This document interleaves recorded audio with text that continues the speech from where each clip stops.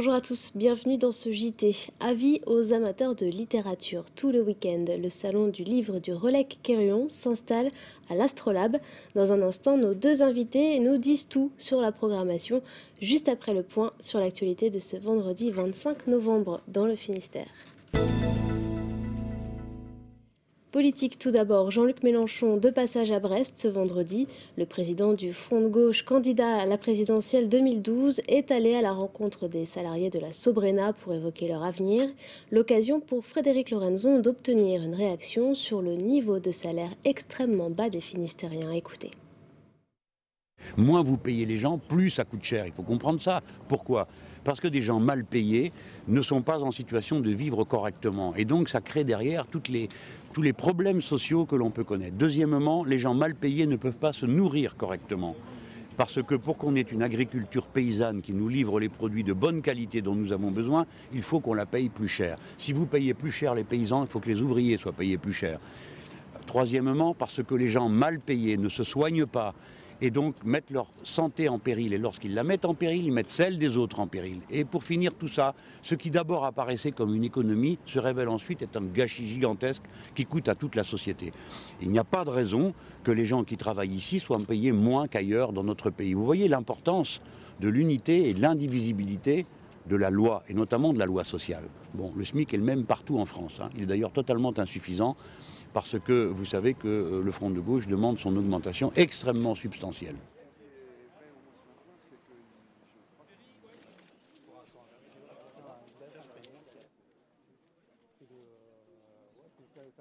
L'avenir de l'agriculture, c'est une agriculture paysanne, c'est-à-dire une agriculture où il y a la place pour un modèle qui produit des produits de bonne qualité et donc ça coûte plus cher. Il ne faut pas raconter l'histoire.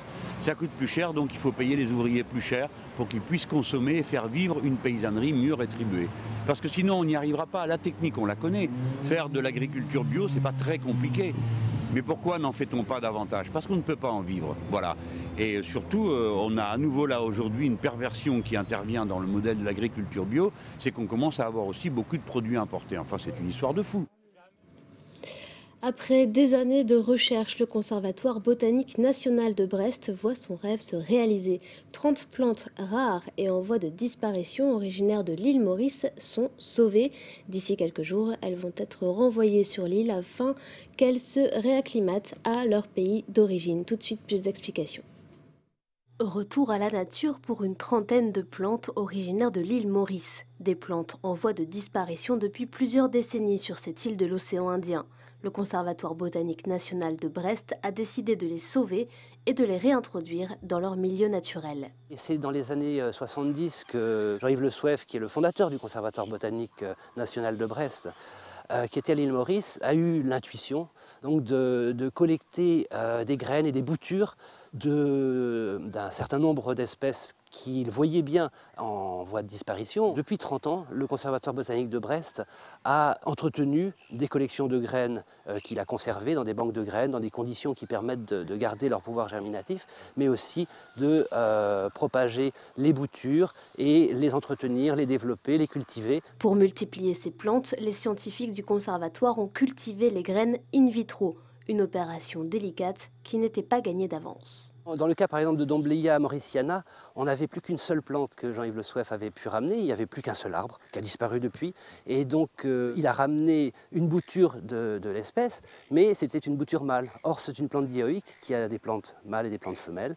Et il a fallu là, grâce à une biotechnologie, féminiser donc, certains des plants qui ont permis ensuite donc, la fécondation et ça a permis de recréer de nouvelles graines. Une phase délicate en amène une autre. Le Conservatoire botanique envoie 2 spécialistes à l'île Maurice pour coordonner l'arrivée d'un premier lot de végétaux. Pour ces plantes rares, premier retour aux sources prévu du 11 au 18 décembre. Parlons voile à présent avec quelques nouvelles du Maxi Trimaran Banque Populaire 5. Loïc Perron et son équipage se sont élancés de Brest mardi pour le trophée Jules Verne. Ils tentent de battre le record du Tour du Monde à la voile sans escale. Ce vendredi, ils sont à la hauteur du Cap-Vert et ont quelques heures d'avance sur le record actuellement détenu par Franck Camas. Ambiance à bord. Ça c'est des alizés pas habituels, c'est-à-dire qu'au lieu d'être au portant avec des alizés qui devraient être dans le nord-est, c'est dans le 45. Et là on navigue au reaching avec des alizés qui sont presque à l'est. C'est plutôt pas mal pour faire un bon temps pour l'équateur, donc on va pas se plaindre. Et c'est vrai qu'on n'a pas l'habitude de ça. Hein, ça décoiffe Yvan le reaching? Et 39 nœuds au reaching, ça décoiffe, c'est sûr. Rapim, qu'est-ce qu'on va croiser? Écoute, il y a un petit bateau, il y a un petit voilier qui est juste en face. Je pense que ça va lui faire tout drôle, ouais. Là, on est à 33 nœuds.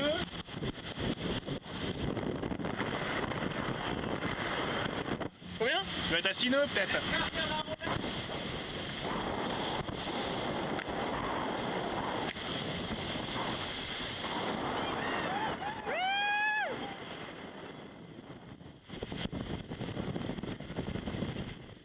Place à nos invités. Frédéric Degelt, bonjour. Bonjour.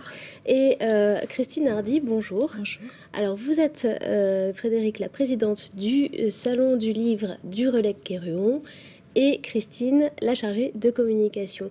Combien d'auteurs attendez-vous ce week-end pour le Salon du Livre? Alors nous attendons 95 auteurs, 4 maisons d'édition et 22 librairies. Est-ce que parmi les auteurs, il y a des Bretons? Oui, tout à fait. Outre les 10 auteurs qui sont plus spécifiquement concernés par le thème du salon, à savoir Parlez-moi d'amour, nous avons effectivement une liste d'auteurs du cru, en fait, dont Hervé Bellec, par exemple, qui vient. Alors justement, vous parlez de la thématique Parlez-moi d'amour. Frédéric, c'est une thématique qui vous parle. Vous êtes, au-delà d'être la présidente, vous êtes romancière, je le rappelle, et vous avez écrit notamment des romans d'amour. Alors, que dire de cette thématique? Je pense que c'est pas une thématique qui parle seulement à moi, donc il y a beaucoup de... Et par amour, on entend aussi pas seulement l'amour entre un homme et une femme, mais aussi l'amour maternel, l'amour paternel, donc ça couvre quand même toute une partie et de la littérature et de notre vie, donc c'est une thématique qui est, je dirais, source d'invitations nombreuses. Enfin, Est-ce que l'amour en littérature fonctionne toujours bien? L'amour et son contraire, oui, fonctionne toujours bien, parce qu'une partie de l'amour, c'est aussi la détestation, donc tout ça est inclus aussi dans la façon dont on en parle, mais moi j'ai eu beaucoup de plaisir à participer à cette demande de ce salon, parce que j'avais envie aussi d'en parler autour de moi, de faire venir des auteurs. Bon, il y a par exemple une auteure qui est Emmanuelle Paul, qui vient tout juste là maintenant d'être sur la liste de l'équivalent du Goncourt chez nous en Belgique, et c'est très récent, c'est d'hier, avec son livre L'Atelier de la chair aux éditions Finitude, qui sont une petite maison d'édition. Oui, c'est un vrai coup de cœur, parce que c'est une petite maison d'édition, et c'est important de dire que la littérature, c'est pas seulement des grosses maisons, des gros prix. Il y a tout un tas d'auteurs qui vivent de ces romans, aussi de ces romans régionaux, qui sont aimés et lus. Je pense que le réseau des lecteurs et des libraires, et c'est à ça que contribue un salon, amène beaucoup de passages. Les libraires et les lecteurs sont des passeurs.